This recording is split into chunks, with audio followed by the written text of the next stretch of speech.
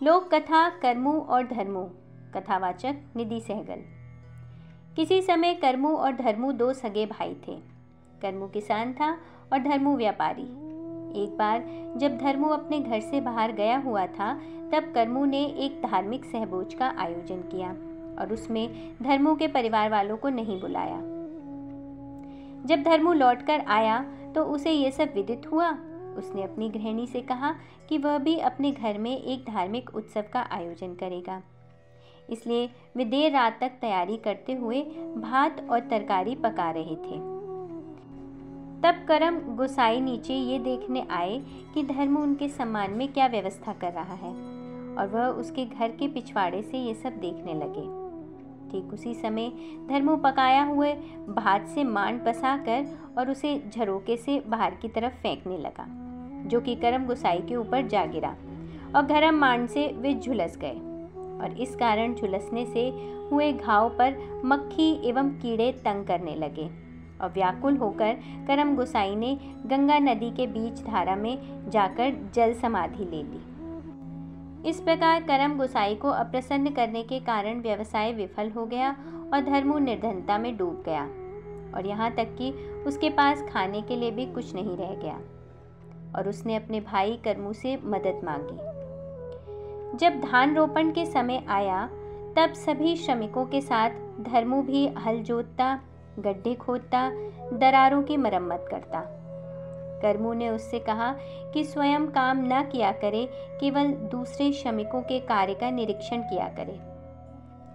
और श्रमिकों ने भी कहा कि उसके भाई का एक मजदूर की तरह कार्य करना उचित नहीं है, लेकिन धर्मू ने कहा कि उसे भी मजदूरी करके कुछ कमाना चाहिए, और जिद करते हुए वह काम करता रहा। और इस तरह धर्मू की पत्नी भी महिलाओं के निरीक्षक की तरह कार्य करती रही, लेकिन वह मजदूर की तरह कार्य न करने से लज्जित थी। एक दिन जब वे लोग धान रोपण कर रहे थे, तब करमू श्रमिकों के लिए अल्पाहार लेकर आया। उसने धर्मू और उसकी पत्नी से कहा, तुम लोग भी हाथ धोकर आओ और खा लो।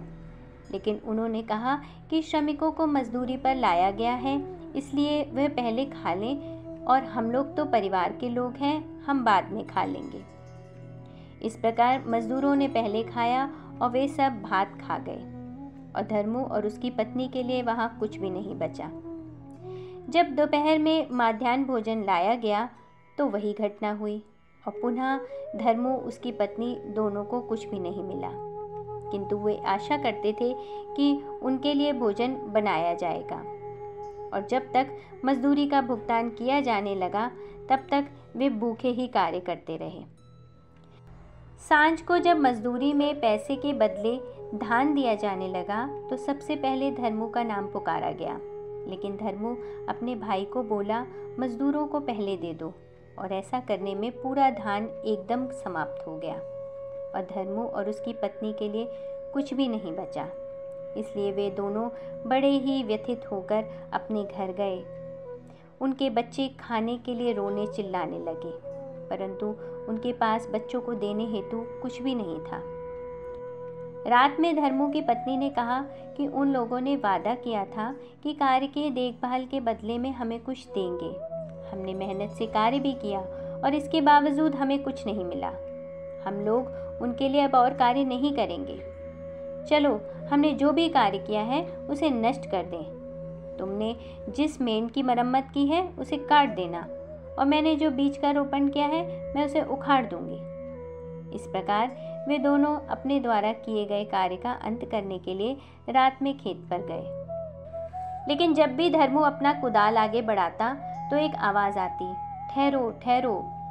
तब दोनों ने कहा, तुम कौन हो हमें रोकने वाले? तो उस आवाज़ ने उत्तर दिया, तुम लोगों ने करम गोसाई को गरम मांड से झुलसाकर एक अशुभ कार्य करके अप्रसन्न कर दिया है। यही कारण है कि तुम लोग दरिद्र हो गए हो, और आज तुम्हें बिना भोजन और बिना मजदूरी के काम करना पड़ा।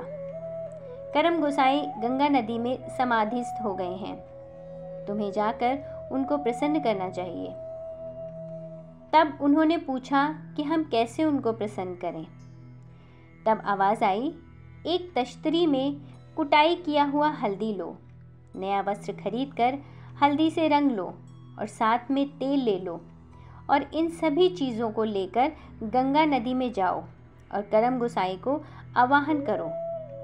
और उन्होंने इस आवाज़ पर भरोसा करते हुए अगले दिन वैसा ही किया जैसा उस आवाज़ ने उनको आदेश दिया था। दोनों अपने बच्चों को करमू के पास छोड़कर गंगा नदी की ओर चल पड़े। रास्ते में गूलर का एक पेड़ फल से लदा हुआ मिला। दोनों फल खाने के लिए पेड़ के पास गए, लेकिन पेड़ के पास जाने पर पाया कि गूलर का फल दूषित था। और तब उन्होंने गीत गाया। हम भूख से क्लांत गूलर के पेड़ के पास आए और पाया कि गूलर दूषित था। ओ करम गोसाई, तुम हमसे अब कितना दूर हो। तब दोनों आम के पेड़ के पास गए और वहाँ भी ठीक पहले जैसी ही घटना हुई। और तब दोनों ने एक गाय और बछड़ा देखा। उन्होंने सोचा कि गाय का दूध दूहकर पी लेंगे, लेकिन जब वे गाय को पकड़ने गए तो गाय भाग गई और वे उसे नहीं पकड़ पाए। और तब उन्होंने गीत गाया। हम लोग गाय पकड़ने गए तो गाय भाग गई, और जब हम लोग बछड़ा पकड़ने गए तो बछड़ा भी भाग गया। ओ करम गोसाई, तुम हमसे अब कितना दूर हो। किंतु गाय ने उनसे कहा, गंगा नदी के तट पर जाओ। तब वे भैंस के पास उसको धोने गए, लेकिन भैंस इन पर सींग से हमला करने के लिए अपना माथा झुकाकर तैयार हो गया। तब धर्मू रोने लगा, लेकिन उसकी पत्नी उसको सांत्वना देते हुए गीत गाने लगी। यदि तुम भैंस को पकड़ने जाओगे धर्मू, भैंस तुम्हारी जान ले लेगा। हम लोग दूध कैसे पिएंगे, हम लोग दूध कैसे पिएंगे। ओ करम गोसाई, तुम हमसे अब कितना दूर हो।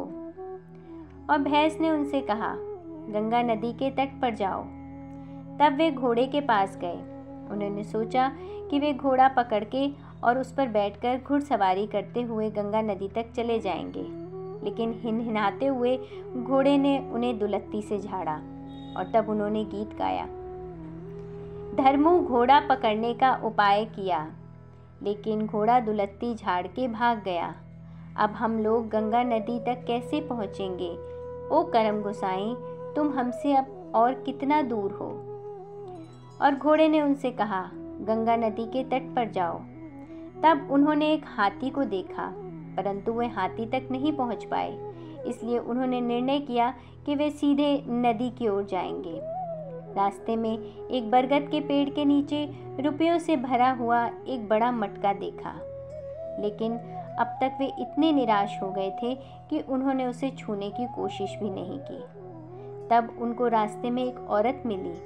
उसने पूछा कि वे कहाँ जा रहे हैं, और औरत ने सब कुछ सुनने के बाद उनसे कहा, पिछले 12 वर्षों से उसके गले में पाई अटका हुआ है।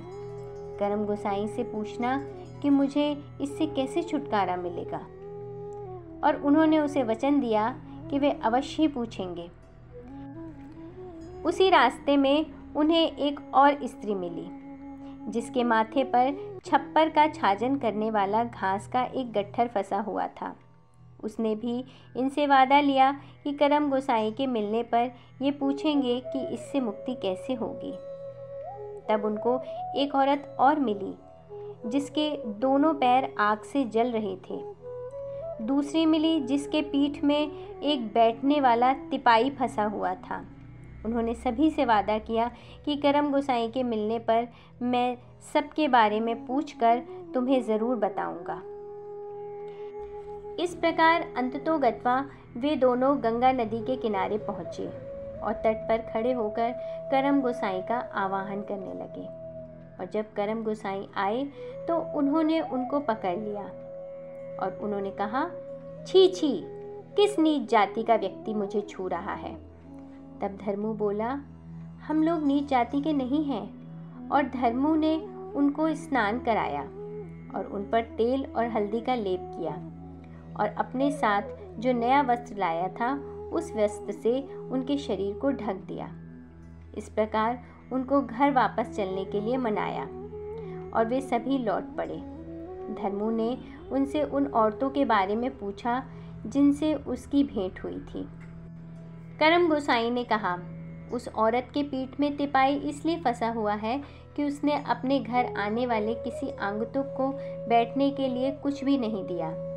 उसने जैसा बोया है वैसा ही काटेगी और वह इससे मुक्त हो जाएगी।